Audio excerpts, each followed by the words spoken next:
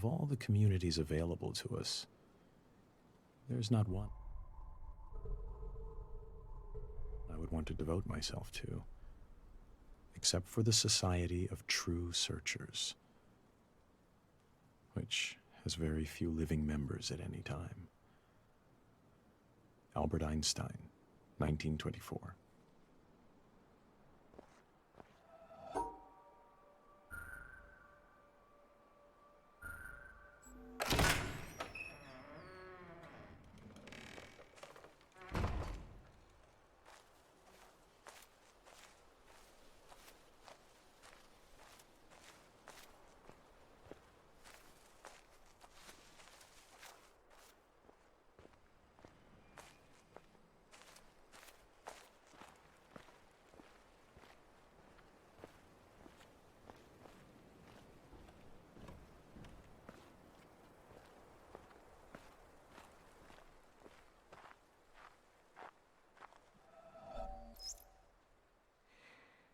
Through many births, I have wandered on and on, searching for, but never finding, the builder of this house.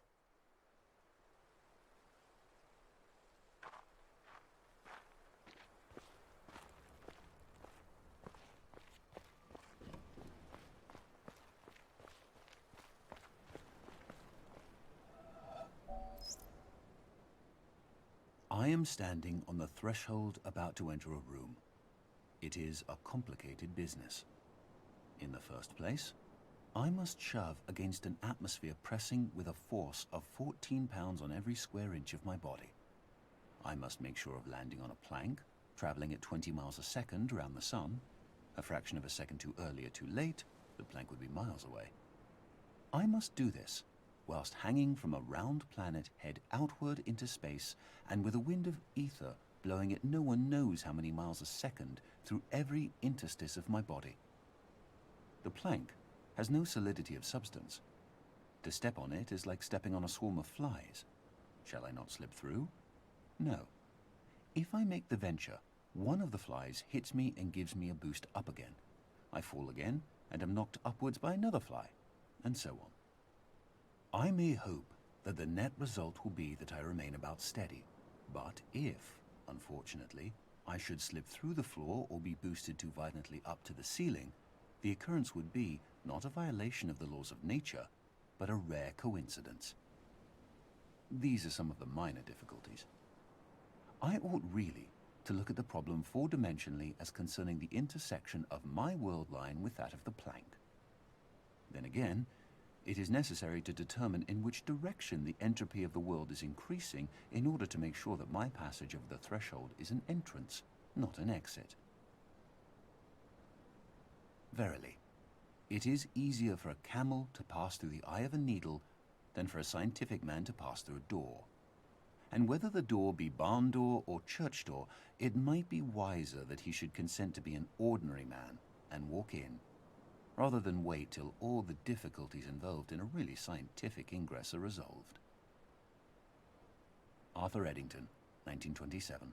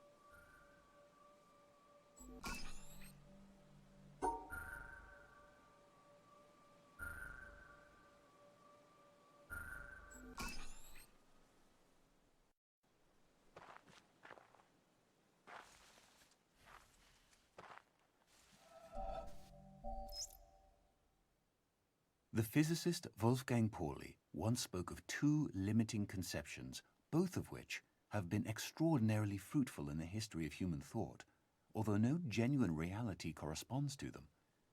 At one extreme is the idea of an objective world, pursuing its regular course in space and time independently of any kind of observing subject. This has been the guiding image of modern science. At the other extreme is the idea of a subject, mystically experiencing the unity of the world and no longer confronted by an object or by any objective world. This has been the guiding image of Asian mysticism. Our thinking moves somewhere in the middle, between these two limiting conceptions. We should maintain the tension resulting from these two opposites. Werner Heisenberg, 1974.